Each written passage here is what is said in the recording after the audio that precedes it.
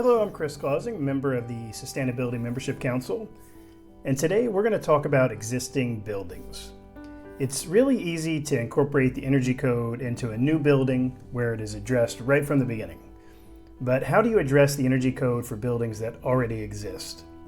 If you think about it, we have more buildings in existing stock than we have actually being built. Sometimes we're trying to pound a square peg into a round hole when it comes to providing common sense energy provisions for existing buildings. It doesn't always work. So let's start at the beginning, or maybe I should say at chapter 5.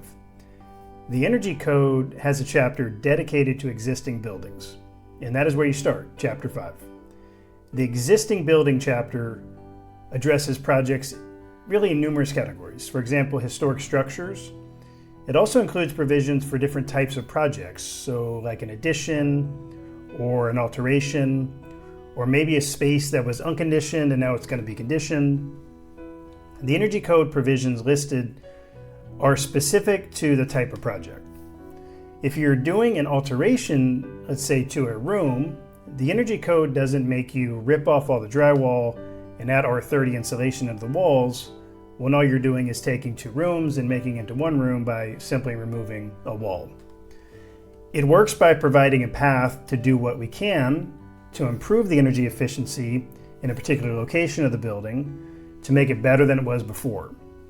It's taking those small bites of the apple really to get there and maximize energy efficiency. It also isn't requiring you to do anything that would endanger the occupants or create a situation the structure can't handle. For example, let's say your attic doesn't currently have any insulation. As long as your roof can handle the snow load and you are able to get an R30 insulation in the roof instead of an R49 or an R60. So an R30 is better than what it was before when it had no insulation.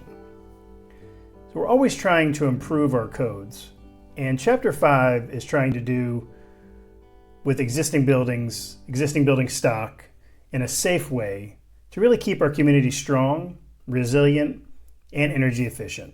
Join us for the next edition of the Sustainability Membership Council's Building Safety Month video series, Building a Legacy.